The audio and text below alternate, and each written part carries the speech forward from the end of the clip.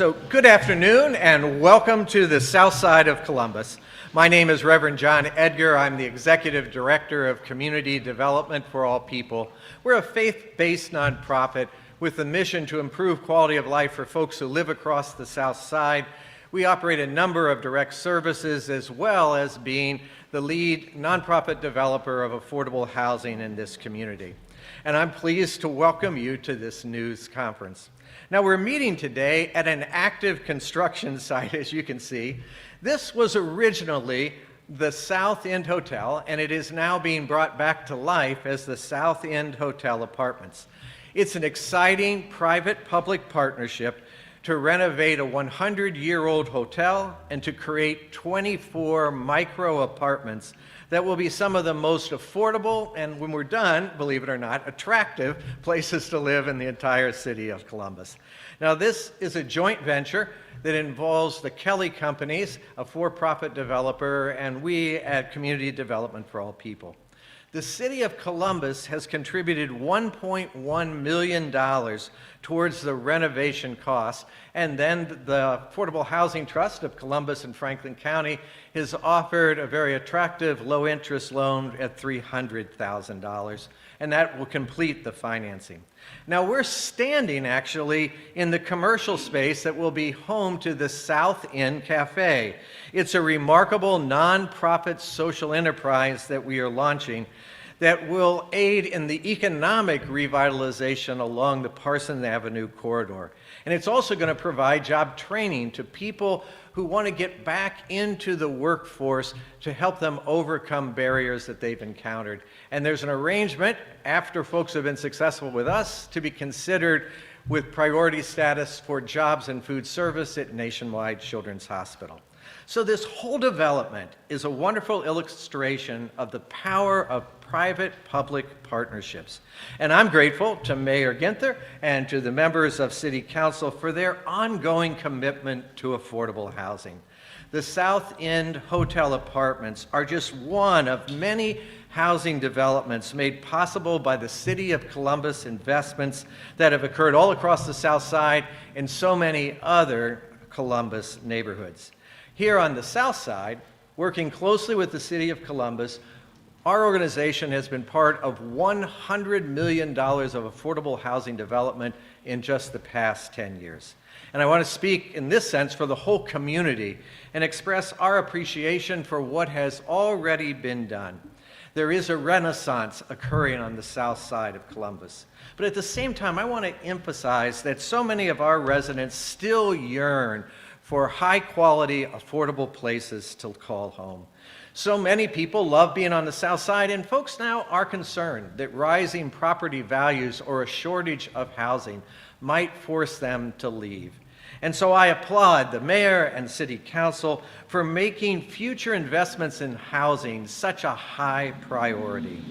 Leveraging city funds through public-private partnerships and creative financing models ensure that every city dollar that is spent leverages and has the highest impact imaginable. And so now it's my pleasure and honor to introduce the mayor of the city of Columbus, a true friend of the South Side, who's going to come forward and share more about his plan. So Mayor Andy Ginther.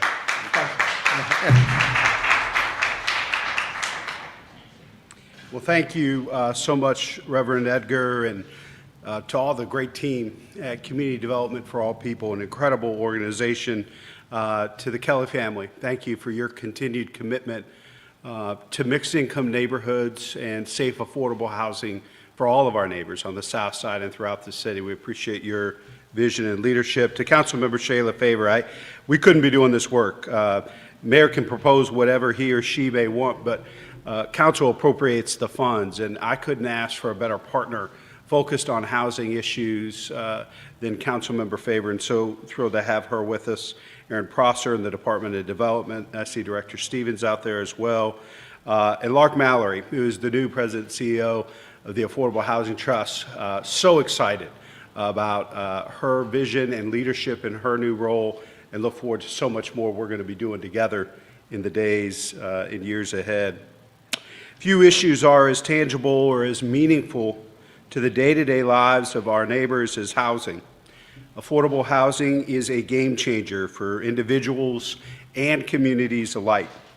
Having a safe, reliable place to call home, a place that is all your own, a place that you can afford, and a place that can meet your needs, instills a special sense of pride, security, purpose, while laying the foundation for upward mobility and inclusive prosperity.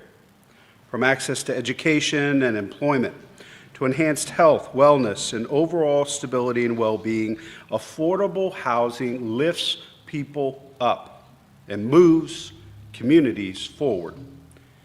I am happy to report that we're making significant investments and seeing promising results. In May of 2019, as you all know, Columbus voters, for the first time in our city's history, approved a $50 million bond package dedicated to supporting affordable housing projects.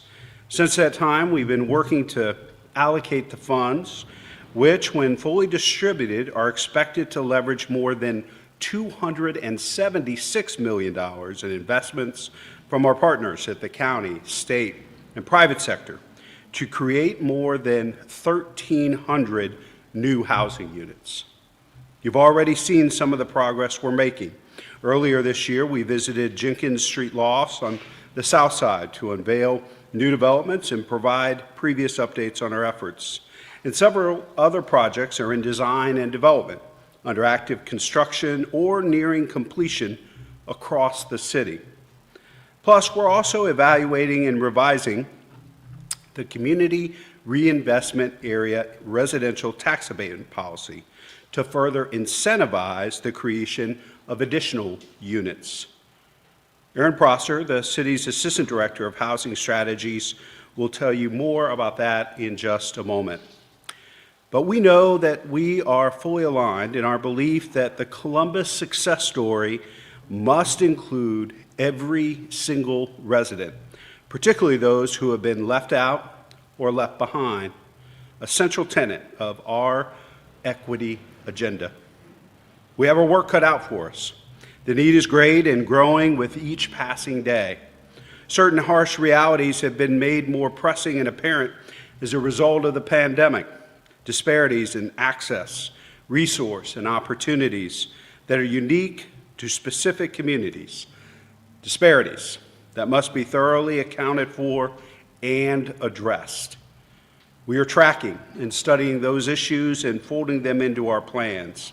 At the same time, population growth in our city and across the region is increasing demand and diminishing supply in housing stock at every level, every price point, raising home prices and rent, and further squeezing our most vulnerable residents.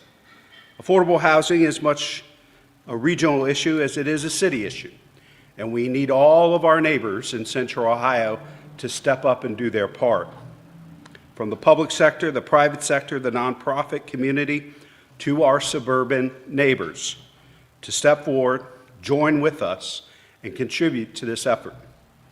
We're steadfast in our determination, and we are optimistic that we can do the hard work now that needs to be done to make sure that if you work in Central Ohio, you can afford to live in Central Ohio tomorrow and in the years to come. But we need the full weight of our collective resources and commitment to stay ahead of the curve. The growth is coming. We need to embrace it and move with a sense of urgency around making sure mixed-income neighborhoods throughout our community are welcoming to all. So with that, I'm happy to turn it over to our great partner, the Chair of the Housing Committee at City Council. Please welcome Councilmember Shayla Faber.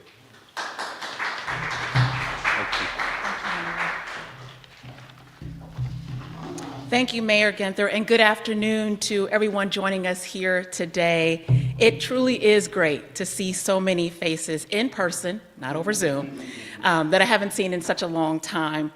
I truly hope that this is the beginning of many more exciting housing announcements that will bring us all together.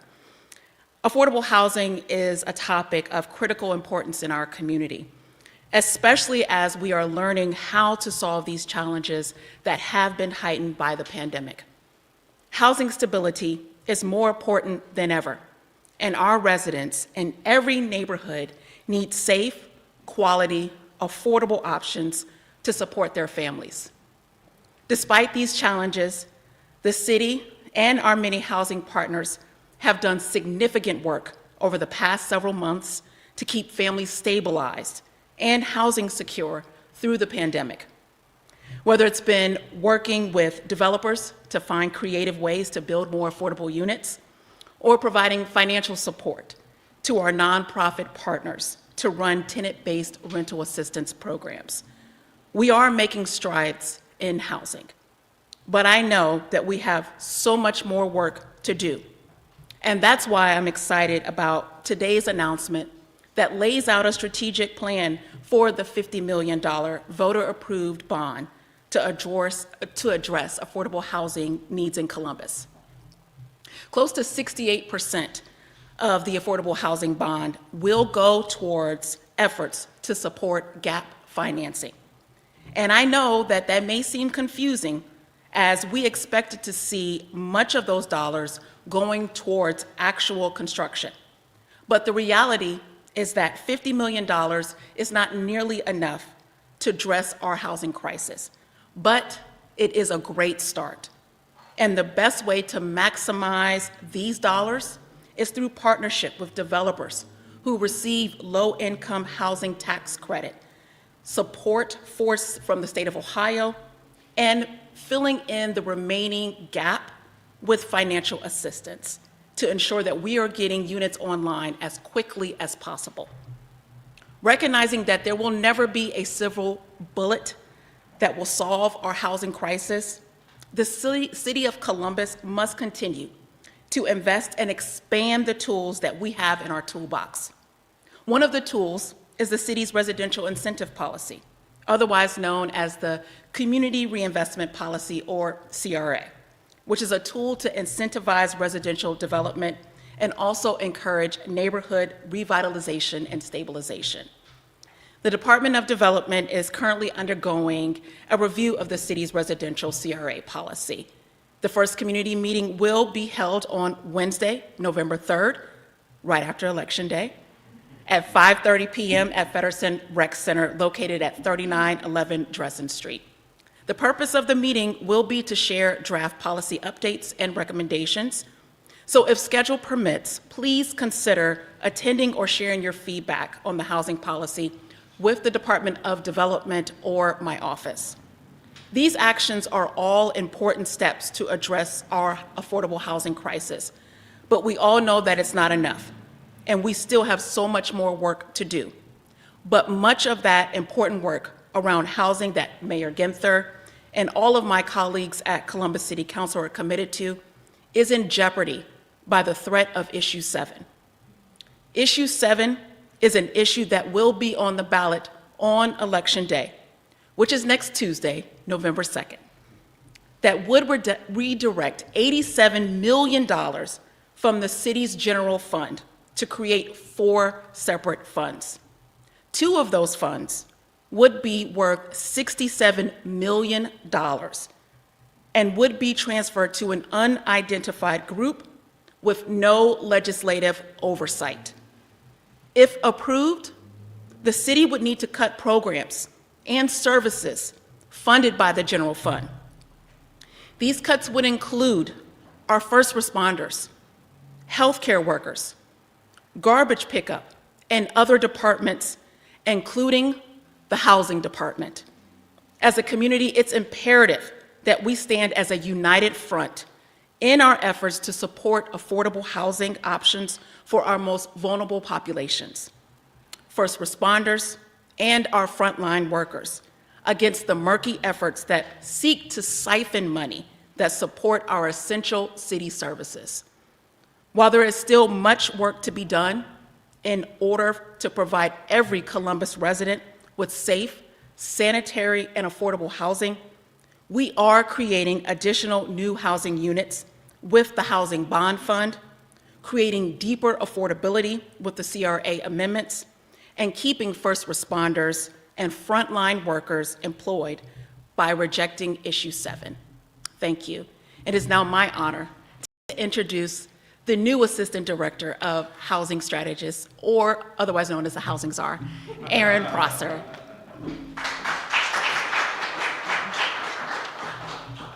Good afternoon. Thank you, Council Member. Thank you, Mayor, and certainly thank you to Reverend Edgar for hosting us this afternoon. This summer, Mayor Ginther created this position. It's Assistant Director of Housing Strategies. As you heard from both the Mayor and Council Member Favor, there is a lot of work to do. And as I've assumed this role, I've had the privilege to meet with a wide range of our partners working day in and day out to provide housing for our families and individuals throughout the region. And as we look to the work that's been done, we know that there's a continuing growing challenge around affordability facing our community. We know that our community is growing, and that growth trajectory, while presenting some challenges, also provides us an incredible opportunity to put in place policies, programs, and funding now that will result in the meaningful and lasting impacts on housing opportunities for families throughout the region. In my travels and looking at the important community plans that have been developed over the last couple of years, 3 priorities have really emerged. We need to invest. We need to invest in our housing for the most vulnerable families and individuals. Today, we've heard a lot about the $50 million housing bond that was approved by voters in 2019 and the impact that's had, adding more than 1,300 units into the community. That work needs to continue. We need to preserve. We're in a unique position in Central Ohio to preserve our existing affordability and really address the families that are at risk of being priced out of neighborhoods as we continue to see that growth. We need to protect our tenants and homeowners to ensure that we can limit evictions and the loss of home ownership for those vulnerable families and individuals. And most importantly, we need to include. We need to include everyone in the region's prosperity and in the growth. We need to build a diversity of unit types, and we need to ensure those unit types are available throughout our region. City policies like the residential tax abatement policy that Councilmember Favor mentioned are being updated to be tools to make sure that their residents across the spectrum can have a place in our opportunity neighborhoods. We need focused investments along the entire housing continuum to create a healthy housing ecosystem that provides opportunities for all our families. We will need to shore up the existing affordability and protect families and individuals as growth threatens to price them out. And we'll need to include, we'll need to include everyone in the prosperity that growth will bring to this region. I look forward to working with our partners in the coming years to become a sustainable, equitable, and thriving community. The allocation that was announced today represents the important investment, and it lays the foundation for the work ahead on a broader strategy. And I'm extremely excited and privileged to have the position to work on behalf of the city to provide that opportunity for our neighbors. At this point, I would like to introduce a very special guest, Ms. Lark Mallory, the new president and CEO of the Affordable Housing Trust.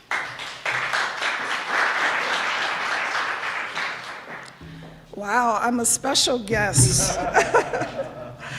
Thank you, Mayor Ginther, for inviting me today. Thank you, Councilmember Shayla Favor, and your continued support of affordable housing. Thank you, Reverend Edgar. As was mentioned, we are one of the lenders on this exciting new project, but that would not be possible without partnerships. The Affordable Housing Trust for Columbus and Franklin County is a 20-year-old organization celebrating our 20th anniversary tomorrow. And for those entire 20 years, we've been able to count on the partnership from the city so that we can fund projects like this. Excited to work with developers such as Michael Kelly and Kelly Companies and CD for All People in leveraging our more than $252 million in loans. We've been able to create, produce, or preserve 13,000 units in this community, 13,000 affordable units in this community. Again, not possible without continued partnerships. We are also the founding member of the Housing Action Fund, which is a $100 million public-private partnership. And through that relationship, we've been able to deploy an additional $30 million to support affordable housing. I can't stress enough how much we value the city and our relationship as we continue this work, how much we value the partnerships that we have with developers in this area as we all attempt to crack this affordable housing nut. Now, just as a personal note, As has been mentioned, I'm the new president and CEO of the Affordable Housing Trust for Columbus and Franklin County. But my grandmother raised me. My grandmother stood in the gap for me and made sure that I didn't end up in foster care so that I didn't need to be looking for affordable housing when I was coming out of high school. It's personal. We have got to protect our most vulnerable citizens because they don't all have a grandmother like I did. So thank you for all that you do, and I look forward to continuing to work with you. Thank you. Thank you, Lark. Thank you, Lark, for your leadership, collaboration, and your story. It is personal for many of us in many different respects, and we have to remind ourselves of that. I was going to come back up and talk a little bit about issue 7 and the threat it poses to affordable housing, but as usual, Councilmember Favor knocked it out of the park and was right on point, because I think it's important for folks to remind that, you know, when you have a loss to the general fund, about 80% of our general fund comes from income tax. And we take a quarter of every dollar in income tax and put it into our SIT for debt service for capital projects. It's one of the ways we've been able to earn and keep a AAA bond rating from all 3 rating agencies. There are very few big cities in America that have that. That saves tens of millions of dollars every year in interest that we can invest back into neighborhoods. So it isn't just basic city services that are a threat. Our bond rating is at risk, and certainly our capacity to invest in public-private partnerships like this to expand safe, affordable housing to more of our neighbors. So, Councilmember, thanks for raising that, and be happy to take any questions. Any questions from the press? Yes. Yeah, the Dispatch has reported on other cities, comparable cities, that have invested considerably more resources, including financial, federal dollars. Austin, Texas, for one. What's your response to that? Upwards of $100 million there for affordable housing efforts. Well, as we said here, this $50 million has already leveraged $276 million from county, state, and the private sector, helping us, just since this bond issue was on the ballot, create 1,300 more units. Obviously, we know we're just getting started. Councilmember Favor spoke to that. And as you know, every couple of years, the city moves forward with additional bond questions and bond packages for voted debt authority. And clearly, for Councilmember Favor and I, this is going to be a top priority as we consider that. And something we're going to continue to focus on at the state and federal level. We're fortunate to have I think one of the best members of Congress in America, who also happens to be in the majority and working very hard on infrastructure and other things. And I know Congresswoman Beatty is committed to leveraging what we're putting forth here locally, both from the public and private side, with potential federal resources.